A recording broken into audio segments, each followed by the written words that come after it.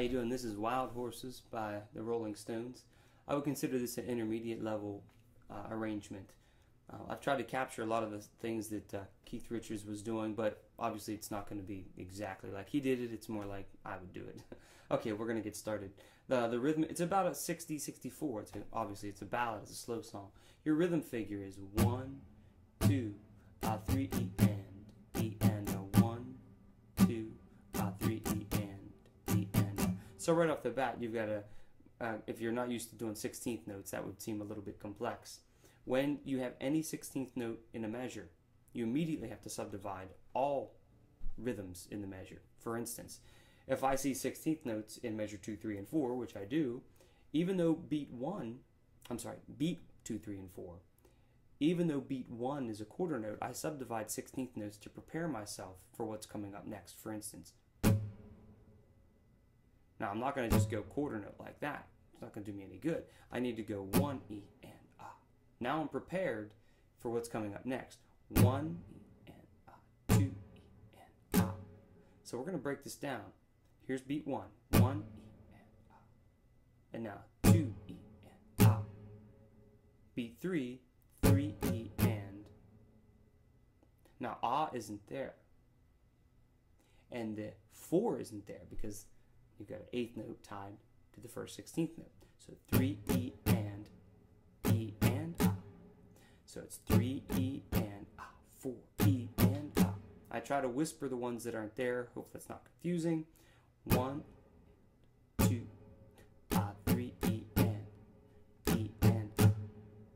So the beat.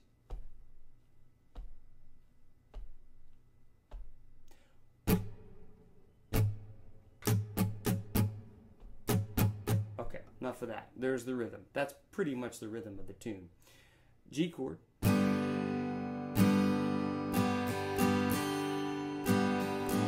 minor. Now, what we have here is 3E and 4E, and at the beginning of 3E you have a slide, and it's really nice. It slides from the A minor up here to a bit of a B minor, but we're only going to focus on the 4th, 3rd, and 2nd strings.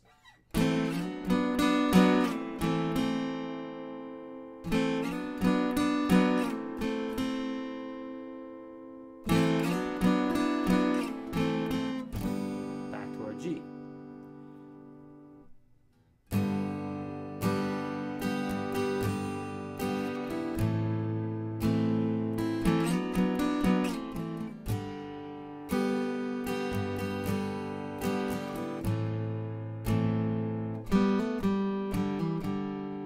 Now we have 3E and 4E and we're going to hammer on.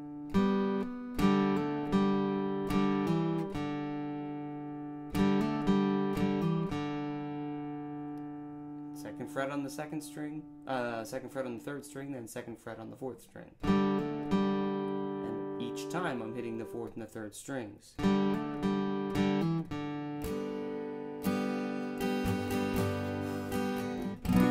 Okay, that was the intro. Now when you hit that B minor chord, that's when they start singing. So here's B minor.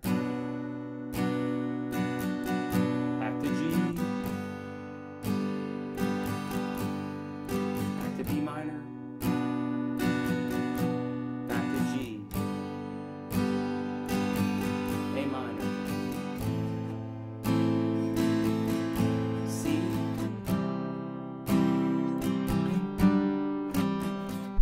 I messed that one up. Sorry. Measure 11.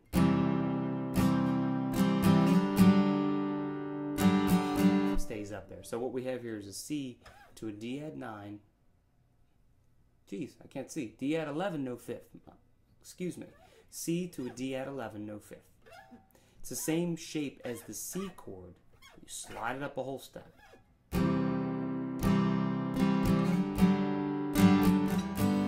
down to the G. I'll slow that down.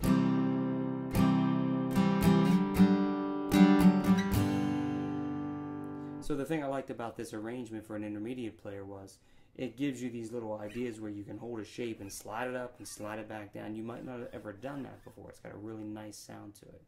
I'm going to do 11 again because I was having a brain freeze there.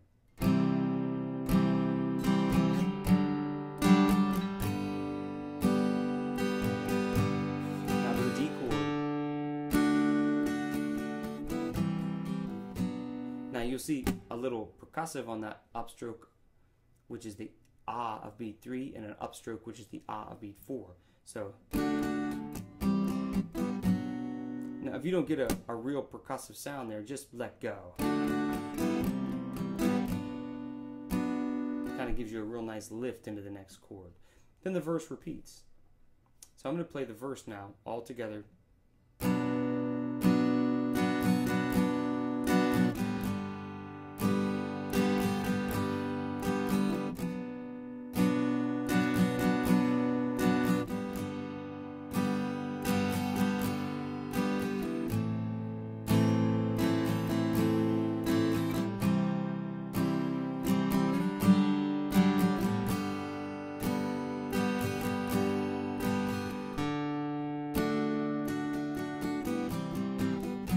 Okay, and that will go on.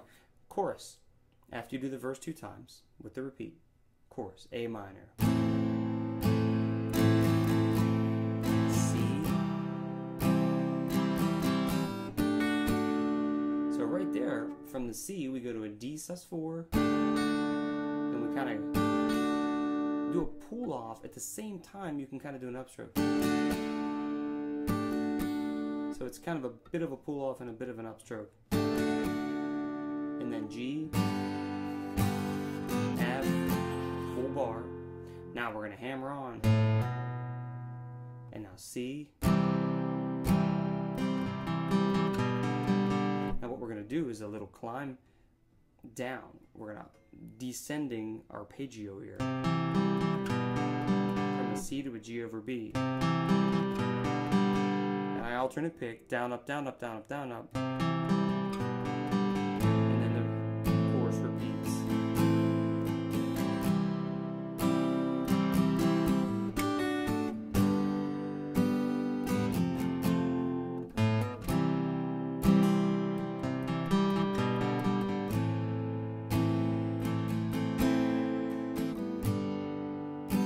Okay, so from the beginning, and I'll just play it out here through the end, I'm going to put 60 on the metronome, and I think that's all the little things I wanted to cover. There's the D sus there. If you're at this intermediate level, you should know how to switch your chords in rhythm. So if you're having trouble switching chords in rhythm and getting from one to the next, you should go back to more of a beginner part of the website and work on the chord switching. And if you don't know 16th notes, go back to another part of the website where you can learn how to do your 16th notes and subdividing with your strumming. But this particular example is obviously 16th notes with ties and playing little riffs and sliding up and to make your acoustic performance a little bit more interesting rather than just strumming on an A. He goes, you know. So that's why I thought this was a nice example. Here we go. Wild Horses by the Rolling Stones. I hope you enjoyed the lesson. See you in the next one.